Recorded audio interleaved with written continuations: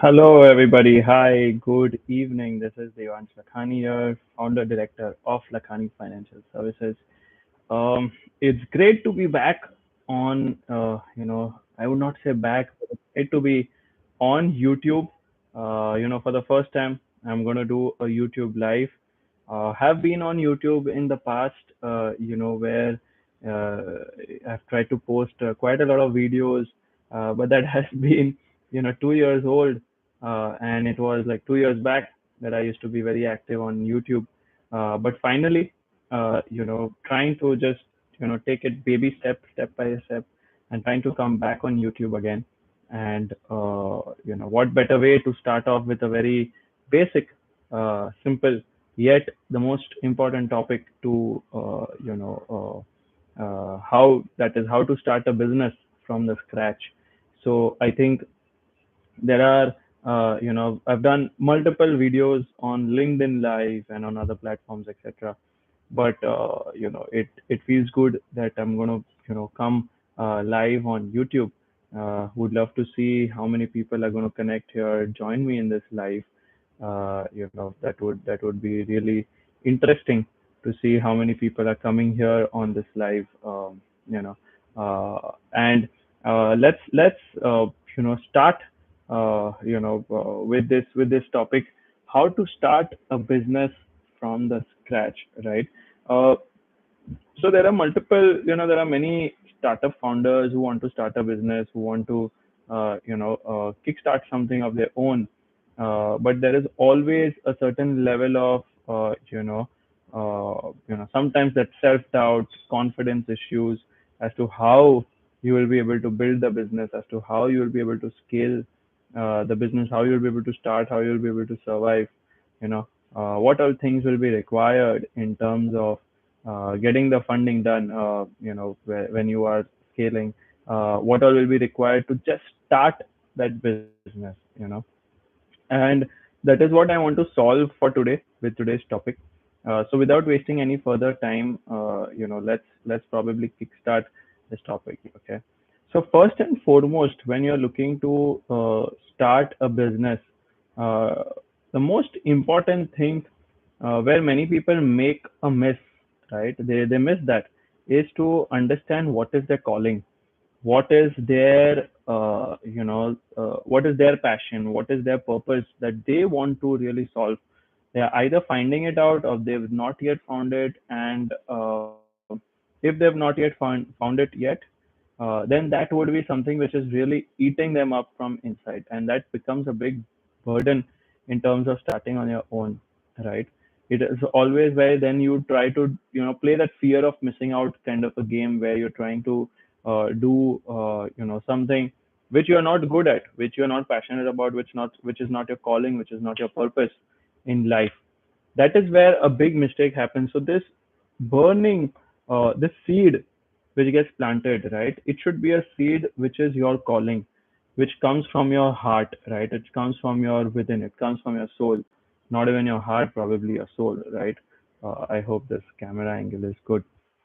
All right. So that's very crucial as to when you're trying to start a business. It should be something from here, from your core.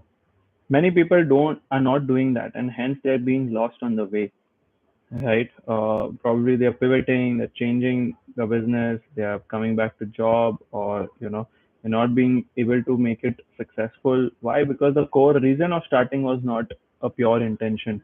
It was probably just to copy paste someone else. It was probably just to say that, okay, I want to start this so I can raise funds, I can get a unicorn valuation, so on and so forth. Multiple reasons, but the core reason has to be your purpose. What is your core inside? Once you find that, right, you need to work on skills to become better at that, right? So let's say if you always want to build a a software, a software into healthcare. Okay, I'm just giving a random example.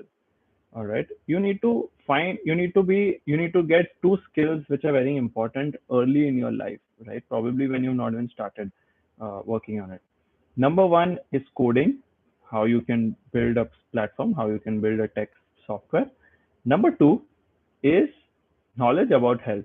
right? For that, you probably have to practice some in medicine, or you have to work at a, uh, probably at a hospital, at a doctor's clinic, get a lot of, or probably do a proper medical course and a medical degree, right? I don't know what, or you get a co-founder who is into medical or into hospital, or has some background with pharma, with health.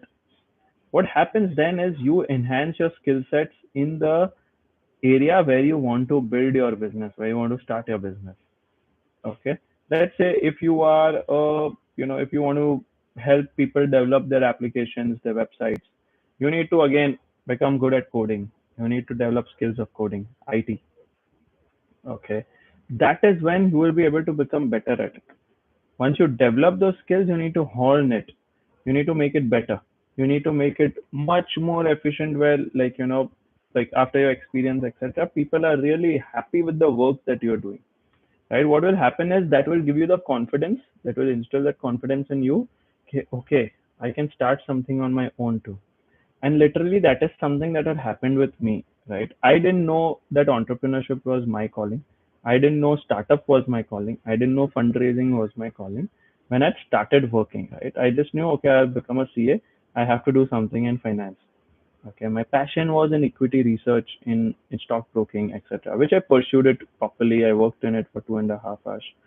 Eventually, uh, my thing was that, okay, now, it was a small, very small seed that, okay, I want to probably do something on my own in this field. I'm very passionate about stocks. I'm very passionate about research, about equities, but I'm not getting to do it properly in the way I want. And hence I should start my own firm, which I did, right?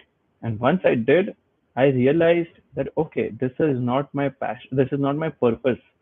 Slowly, steadily, I started working with many startups on their advisory, on the fundraising, etc., which made me realize that I'm really loving this job.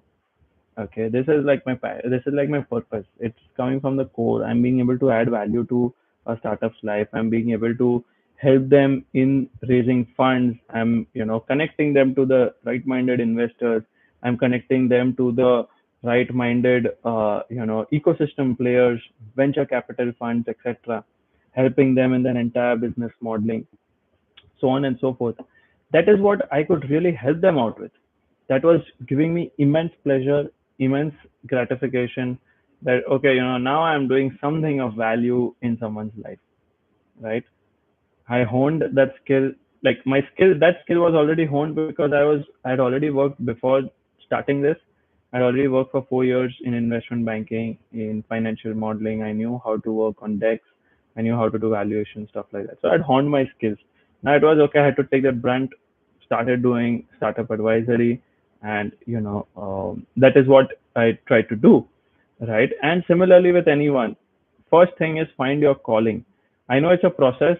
Not everyone finds their purpose and their calling like immediately. Even I had not found it. For me, my passion was equity research, which I pursued, but I later realized that was just a passion, and hence I could not stick out for that long. Now I'm into startups since the last 3.5, 4 years, right? And I really feel that this is somewhere my calling. I'm trying to pursue it day in, day out. I'm really happy in what I do. I'm really glad I sleep, like a baby after going through a very good day of office, right? That is what you must intend to do when you're looking to start a business. That's the first thing. Okay. Let's go to the second step. Okay, which is problem. What is the problem? Now let's say you honed a skill in a certain ecosystem, right? I'll give you my example, and then I think that will make it much more better for you guys to understand. So once I was in the finance industry already, this is 3.5, 4 years back. LFS was already there, it was born. I used to get some referrals of startup founders, right? Which were those startup founders were looking to raise funds. They were my friends, some colleagues, etc., etc. They were looking to raise funds. Once they were looking to raise funds, I was going through the model, I was going through the business plan, through the pitch deck. I slowly, steadily understood that first there is a huge gap in this ecosystem, in the startups model, They don't know how to pitch to an investor. Their business plan was flawed.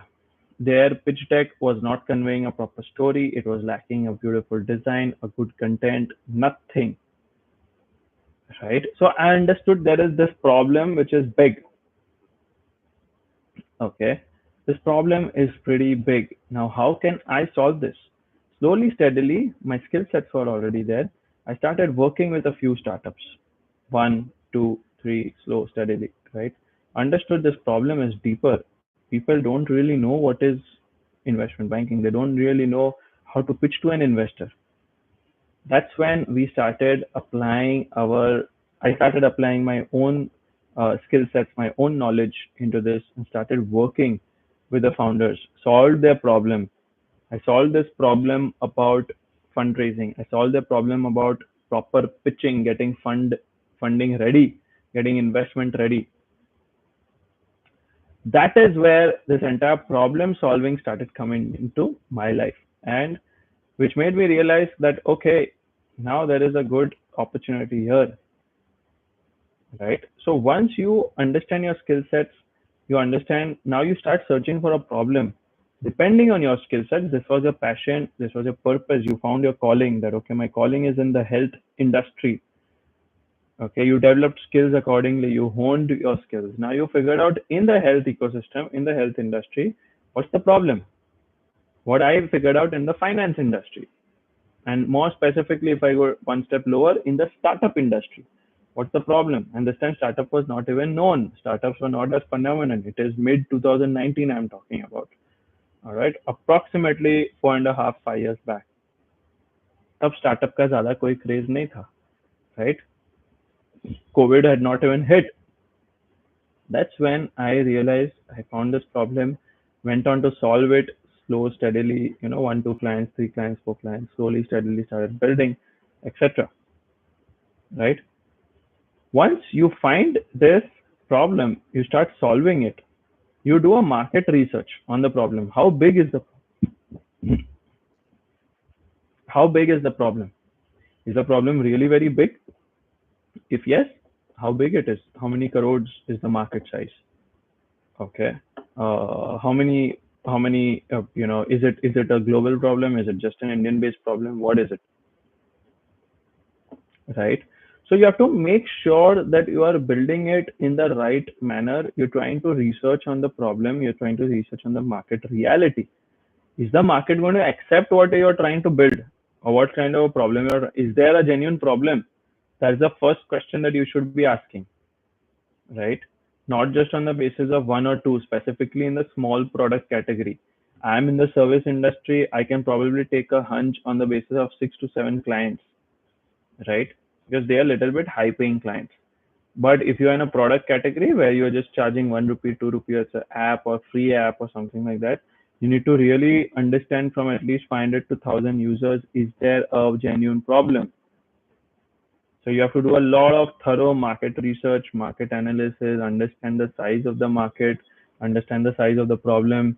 Is it 100 crore problem? Is it 1,000 crore problem? Is it a 10,000 crore problem? Right? So very important, you do a thorough market research on the problem and then start to solve it. Okay. Then comes third part, is again very good and very important, right? This is again which I had done, and now that I'm seeing in retrospect, I'm like, literally I had done this. And when I'm trying to put it out across out here, when I made, like, when I was preparing for this LinkedIn live, I did not go through that, okay, I have also done this. But when I'm actually delivering this live, this YouTube live, sorry, not LinkedIn, but this YouTube live, when I'm actually delivering right now, I can really sense in my heart and in my brains that yes, I had also done a similar thing. And today it is becoming like a step, it is becoming like a process which I'm trying to deliver to you guys on YouTube live right now. So it's really strange.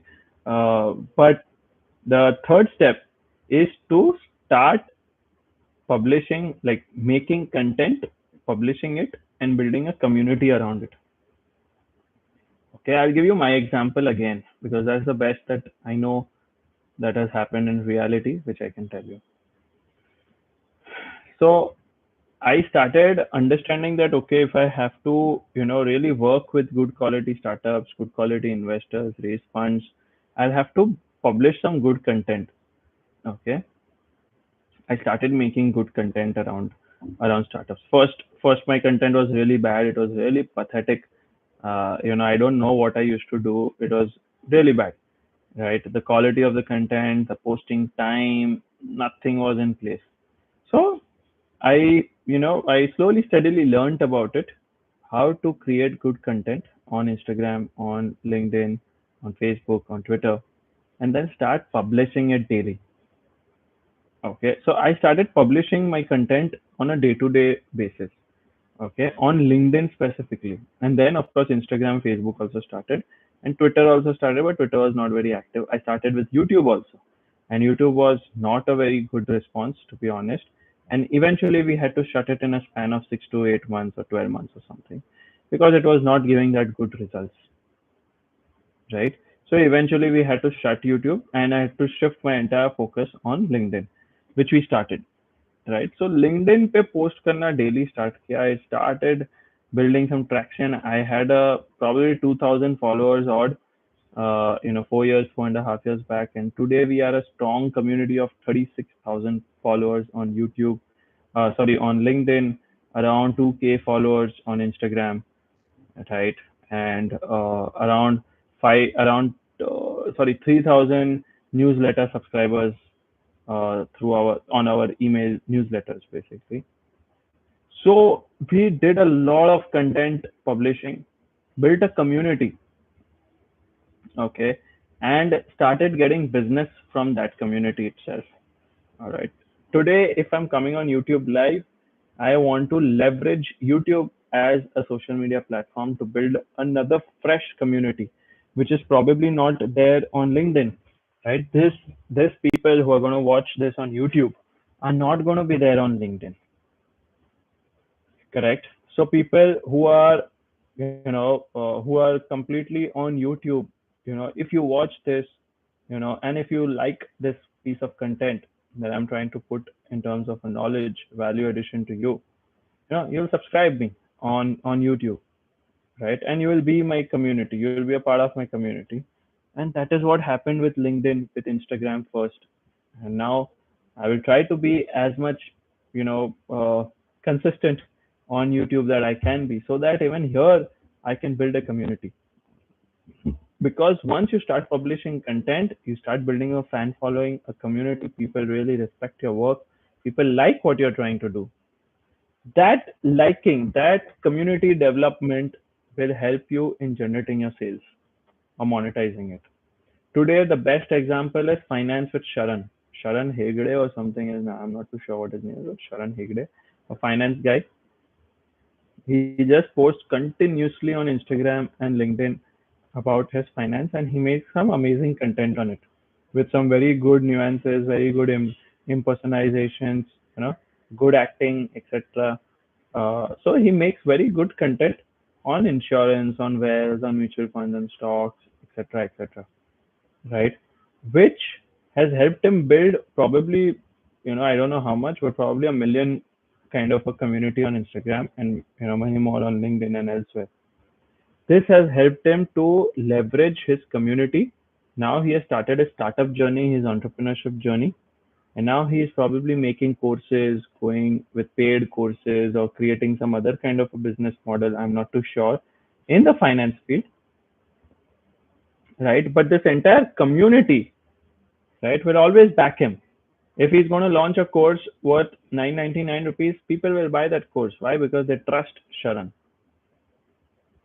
Today we have a course on startup fundraising. People buy it through LinkedIn because they know me on LinkedIn. That's my community out there.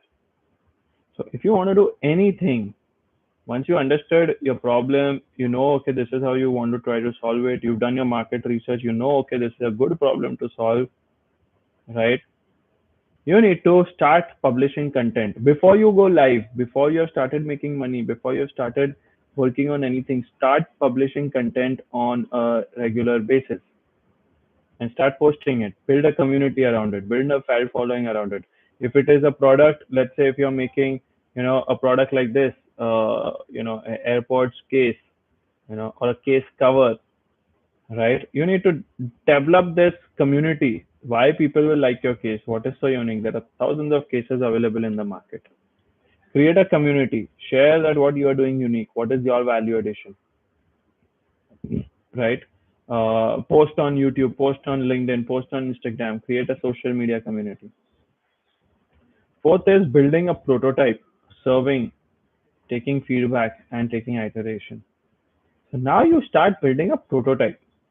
Prototype is nothing but a simple sketch on Canva or a simple design on Figma or a simple, if it is a hardware based or asset based kind of product, then a simple basic working prototype, which can just show that how this product is working. If it is a Figma file, you can just show the entire wireframe of what it is going to look like, what is the design like, right? What will happen is this will give you a lot of clarity that, okay, this was a problem, a solution, you thought about it, you documented it, you did a market research, understood it's a good market. On the sidelines, you're building a community by posting regularly, by showcasing them your strength, your weaknesses, etc.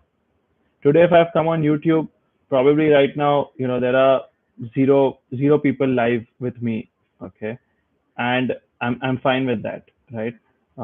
But later on, you never know that zero can be 1,000 people, can be 10,000 people, can be 1 lakh people on my life, right? So it's gonna be a patience game. When I started with LinkedIn Live, probably 1.5 year back, there was just 2 3 people on the live with me. Today, if I go on LinkedIn Live, there are at least 45 50 people on live with me, which is very good in terms of LinkedIn algorithms. Similar thing will happen on YouTube, but it will take time. Right? I have to be consistent. I have to give a lot to YouTube before YouTube gives back to me. So similar way, you have to build your community. Then you have to build a prototype around that solution that you're building. Just a Figma file, just a Canva file, create an entire design, create the look and feel, put down the USPs, put down the features that you're trying to put, right? Offer it to your first few clients or your community. Offer it to, let's say, if you have a community, social media community of, let's say, 10 lakh people, 1 million people, right? You build a very good community. Offer it to 10,000 people, at least 1%. If you have 1,000 people in your community, offer it to, 10 people. Offer your prototype, see what they're saying, serve them. It has to be free of cost. Give them free of cost. Serve them. See what they're saying. What is their feedback? Take that feedback constructively, right? And then sit down to iterate it. Once there is some iteration, you will definitely move to the next step, which is to create your MVP, which is your minimal viable product, which means at the bare minimum level, it should be viable in the market. From that MVP, you start generating some kind of revenue, some kind of traction, which showcases that this MVP is a workable MVP and not just for the sake of it. Because once there is some revenues, once your MVP is working, a lot of different gates open up for you, which you need to be aware about, right? You start generating revenue, start taking more feedbacks. Okay, this is when you're probably doing 5, 10, 15 lakh worth of monthly revenue. Start taking more feedbacks, start investing in the team in the right manner, right? And then iterate. If there are any changes required, you need to iterate and get over it, right? Once that iteration is done, you come to a final, little bit of a final product. I would not say still a final product because product is always ever evolving, as we all know. Once you come to that, then you scale fast. That is when you start investing in marketing, you start investing in sales, you start going all out. You probably raise funds from angels or from VCs. You can always approach us to raise funds, but that is when you go full throttle. Now you know, okay, now I'm ready to go. And now I'll invest this much in sales, in marketing, my ROI is this much. जो आपको शायद 6 महीने पहले नहीं पता था, 1 साल पहले नहीं पता था. But now you will be completely aware about this, right? So this is how you start your own business. If you're looking to anywhere, start your business, do reach out to us. We would be more than happy to help you guys, right? With that, I'm gonna wrap up this YouTube live, and uh, if there are any questions, I think y'all can post in the comment section. I'll be more than happy to go through it. Or if there are any right now, I mean, I cannot see any questions right now.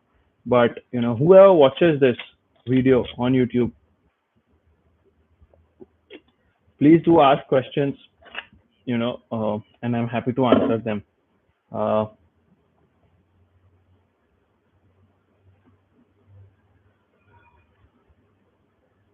All right. So with that, we'll wrap this live. It was great shooting on YouTube to come on YouTube and do a live here. I hope the audience gives me as much love as I found on LinkedIn or on Instagram. It would be great to probably add value in your lives to upgrade your knowledge from whatever knowledge I have learned to try to pass it out to all you guys. And that would be an awesome thing. Looking forward to many more lives on YouTube and more video postings on YouTube. Thank you. Thanks a lot, everyone. Whoever is going to watch this, now when it gets streamed on YouTube, I thank you in advance. Please do keep giving me the love, and I promise you to give you the best possible value addition. Thank you all. Thank you.